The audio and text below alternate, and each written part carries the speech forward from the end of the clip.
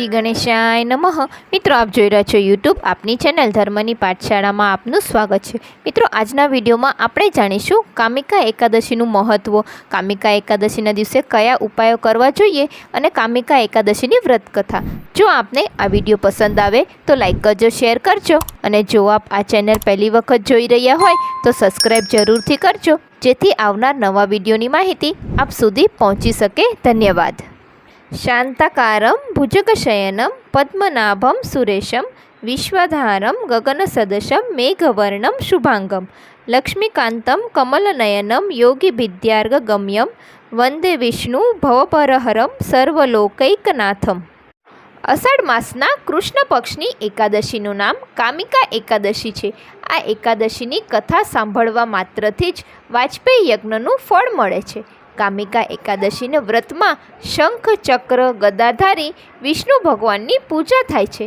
જે મનુષ્ય આ 11ના દિવસે વ્રત કરીને ભક્તિપૂર્વક તુલસી દળ ભગવાન વિષ્ણુને અર્પણ કરે છે, તેઓ આ સંસારના સમસ્ત પાપોથી દૂર રહે છે। જે આ 11ની રાત્રે ભગવાન વિષ્ણુના મંદિરમાં દીવો પ્રગટાવે છે, તેમના પિતૃઓ સ્વર્ગલોકમાં અમૃતપાન કરે છે તથા જે ઘી કે તેલનો દીવો કરે છે તેઓ 100 કરોડ દીવાઓથી પ્રકાશિત થઈને સૂર્યલોકમાં જાય છે। મિત્રો, તમને જણાવી દઈએ, 31 જુલાઈ 2024 બુધવારના દિવસે કામિકા એકાદશીનું વ્રત રાખવામાં આવશે। આ દિવસે વ્રત કરવાથી વ્યક્તિ ભૂતકાળના પાપોમાંથી મુક્તિ મેળવે છે। જે લોકો કામિકા એકાદશીનું વ્રત કરે છે અને પૂજા કરે છે તેમના પર વિષ્ણુજી અને મા લક્ષ્મીની કૃપા હંમેશા રહે છે। આ સિવાય એકાદશીના દિવસે કેટલાક ખાસ ઉપાય કરવાથી પણ અલગ અલગ શુભ ફળ પ્રાપ્ત કરી શકાય છે। મિત્રો, ચાલો જાણીએ કામિકા એકાદશીના દિવસે કયા ઉપાય કરવા જોઈએ, કામિકા એકાદશીનું મહત્ત્વ અને વ્રત કથા। કામિકા એકાદશીનું મહત્ત્વ। ધાર્મિક માન્યતા મુજબ સૌથી પુણ્ય સુવર્ણદાન અને જમીન દાનને માનવામાં આવે છે। એવું કહેવાય છે કે જે પણ જાતક સુવર્ણ કે ભૂમિનું દાન કરે છે તે જાતકને મોક્ષની પ્રાપ્તિ થાય છે અને પુનર્જન્મ થતાં તે વ્યક્તિ અપાર ધન અને જમીનનું સામ્રાજ્ય પ્રાપ્ત કરે છે। કથા મુજબ વાત આવે છે કે ગરીબ વ્યક્તિ આ પુણ્યને કેવી રીતે પ્રાપ્ત કરી શકે। ન તો તેમની પાસે ભૂમિ દાન કરવા માટે જમીન છે કે ન તો સુવર્ણ દાન કરવા માટે ઘરેણાં છે। આવી સ્થિતિમાં તે આ પુણ્યને કેવી રીતે પ્રાપ્ત કરી શકે? પૌરાણિક ગ્રંથોના મુજબ પદ્મપુરાણમાં કહેવામાં આવ્યું છે કે જે કોઈ પણ વ્યક્તિ કામિકા એકાદશીનું વ્રત કરીને ભાવપૂર્વક ભગવાન વિષ્ણુની આરાધના કરે છે એ જાતકને સંપૂર્ણ પૃથ્વી દાન કરવા જેવું ફળ પ્રાપ્ત થાય છે। મિત્રો, ચાલો જાણીએ કામિકા એકાદશીના દિવસના કેટલાક ઉપાયો વિશે। પહેલું, જો સતત આર્થિક પ્રગતિ જોઈતી હોય તો એકાદશીના દિવસે સ્નાન વગેરે કાર્ય કર્યા પછી સ્વચ્છ વસ્ત્રો ધારણ કરી તુલસીના છોડની સામે ઘીનો દીવો પ્રગટાવવો અને ઓમ નમો ભગવતે નારાયણ બોલતા 11 વાર તુલસીના છોડને પ્રણામ કરવું। બીજું, જો વ્યવસાયનો પ્રવાહ ધીમો ચાલતો હોય તો એકાદશીના દિવસે શ્રી વિષ્ણુ ભગવાનની પૂજા કરતી વખતે પીળા રંગનું કપડું લેવું, તેમાં હળદરના 2 ગઠ્ઠા, 1 ચાંદીનો સિક્કો અને 1 પીળી છીપ નાખવી અને તે કપડાને ગાંઠ બાંધવી। જો ચાંદીનો સિક્કો ન રાખી શકતા હોય તો તે પોટલીમાં 1 રૂપિયાનો સાદો સિક્કો રાખવો। હવે શ્રી વિષ્ણુ ભગવાનના આશીર્વાદ લઈ તે પોટલી જ્યાં તિજોરીમાં પૈસા મૂકતા હોય ત્યાં મૂકી દેવી। ત્રીજું, જો વિવાહિત જીવનમાંથી ક્યાંક મધુરતા ગાયબ થઈ ગઈ હોય અથવા સંબંધોની ઉષ્મા ઓછી થઈ ગઈ હોય તો એકાદશીના દિવસે 1 નાળિયેર લઈ તેને પીળા કપડામાં લપેટી લેવું અને તે પીળા કપડાને મોલીની મદદથી નાળિયેર પર બાંધીને શ્રી વિષ્ણુ મંદિરમાં અર્પણ કરવું। ચોથું, જો લવ મેરેજ કર્યા છતાં પણ તમારા જીવનમાં લાંબા સમયથી સમસ્યાઓ આવી રહી હોય તો એકાદશીના દિવસે સ્નાન વગેરે કાર્ય કર્યા પછી શ્રી વિષ્ણુ અને મા લક્ષ્મીની મૂર્તિ અથવા ફોટોની સામે બેસીને આ મંત્રનો 108 વખત જાપ કરવો। મંત્ર આ પ્રમાણે છે: ઓમ લક્ષ્મી નારાયણ નમઃ મંત્રનો જાપ કર્યા પછી વ્યક્તિએ પોતાના લગ્ન જીવનની સફળતા માટે શ્રી વિષ્ણુ ભગવાન અને મા લક્ષ્મીને હાથ જોડીને પ્રાર્થના કરવી. 5. કામિકા એકાદશીના દિવસે શ્રી હરિને પીળા વસ્ત્રો, પીળા ફળ, પીળી મીઠાઈ વગેરે અર્પણ કરવી.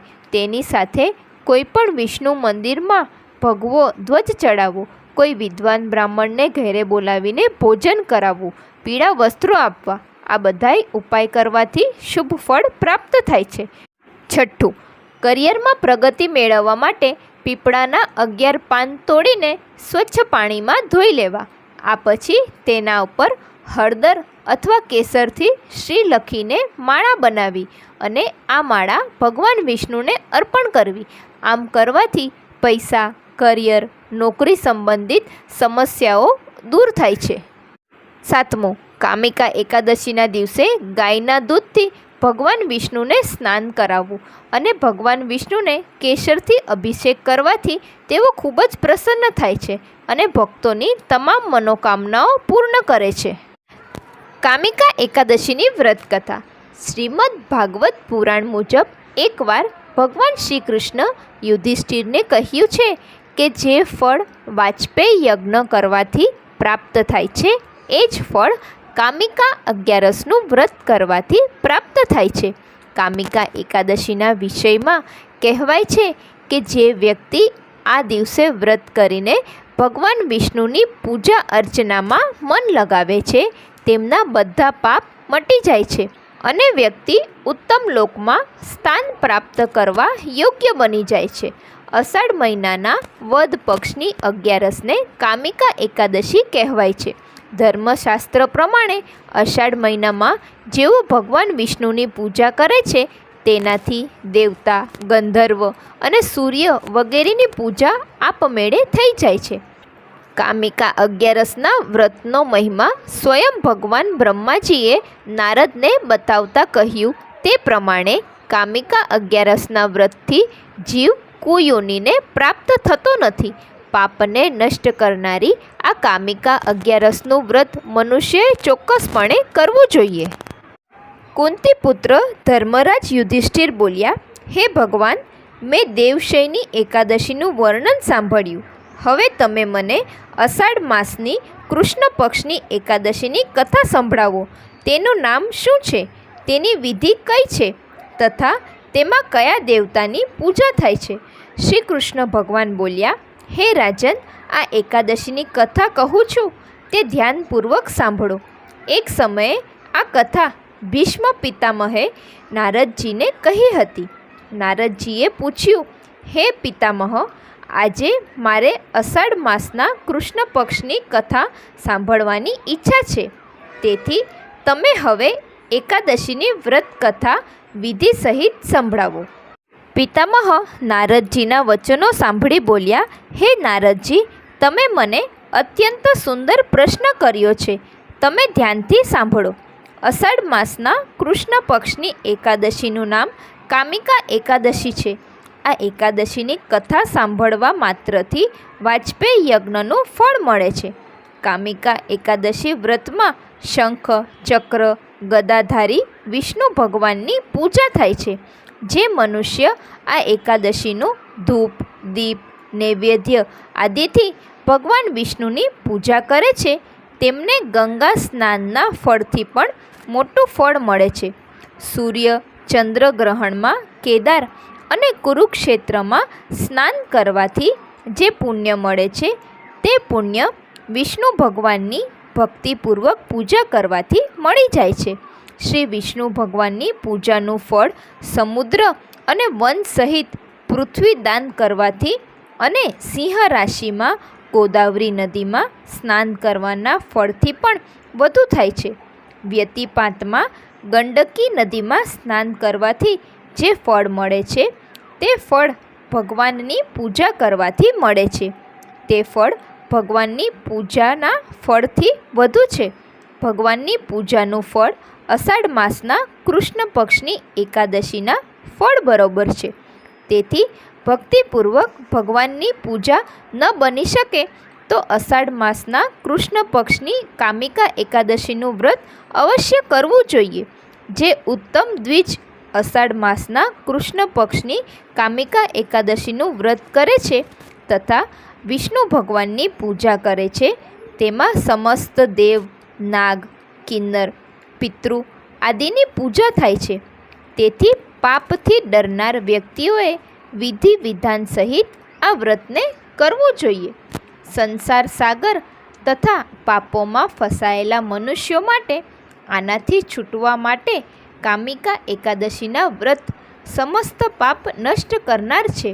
હે નારદજી, સ્વયં ભગવાને પોતાના શ્રી મુખમાંથી કહ્યું કે મનુષ્યોના આધ્યાત્મ વિદ્યાથી જે ફળ મળે છે તેનાથી અધિક ફળ કામિકા એકાદશીનું વ્રત કરવાથી મળે છે.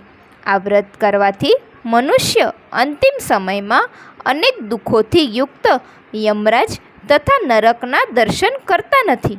કામિકા એકાદશીનું વ્રત તથા રાત્રિના જાગરણથી મનુષ્યને કુયોની મળતી નથી અને અંતમાં સ્વર્ગલોકમાં જાય છે. જે મનુષ્ય અષાઢ માસના કૃષ્ણ પક્ષની કામિકા એકાદશીનો તુલસીથી ભક્તિપૂર્વક વિષ્ણુ ભગવાનની પૂજા કરે છે, તેઓ આ સંસાર સાગરમાં રહેતા આ પ્રકારે અલગ જ રહે છે.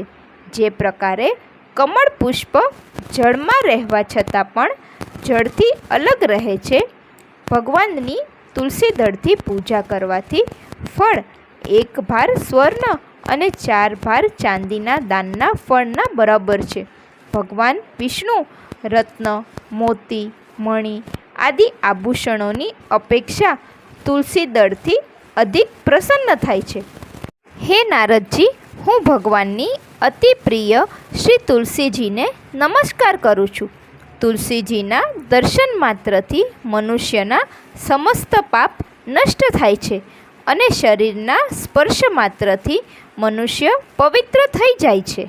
તુલસીજીને જળથી સ્નાન કરાવવાથી મનુષ્યની યમયાતનાઓ નષ્ટ થાય છે. જે મનુષ્ય તુલસીજીને ભક્તિપૂર્વક ભગવાનના ચરણ કમળમાં અર્પિત કરે છે તેને મુક્તિ મળે છે. જે મનુષ્ય આ કામિકા એકાદશીની રાત્રિમાં જાગરણ કરે છે અને દીપદાન કરે છે, એમના પુણ્યોને લખવામાં ચિત્રગુપ્ત પણ અસમર્થ છે. જે મનુષ્ય એકાદશીના દિવસે ભગવાન સામે દીવો પ્રગટાવે છે, તેમના પિતૃ સ્વર્ગલોકમાં સુધાનું પાન કરે છે. જે મનુષ્ય ભગવાન સામે ઘી અથવા તલનો દીપ પ્રગટાવે છે, તેને સૂર્યલોકમાં પણ સહસ્ત્ર દીપકનો પ્રકાશ મળે છે. તેથી પ્રત્યેક મનુષ્યએ આ એકાદશીનું વ્રત અવશ્ય કરવું જોઈએ. બોલો જગત પિતા પરમાત્મા લક્ષ્મીપતિ ભગવાન વિષ્ણુની જય. મિત્રો, આજના વિડીયોમાં આપણે જાણ્યું કામિકા એકાદશીનું મહત્ત્વ શું છે અને આ દિવસના વિશેષ ઉપાયો અને વ્રત કથા વિશે. મને આશા છે કે આપને આ વિડીયો જરૂર પસંદ આવ્યો હશે. મને સાંભળવા બદલ ધન્યવાદ. આપ સૌને મારા જય શ્રી કૃષ્ણ.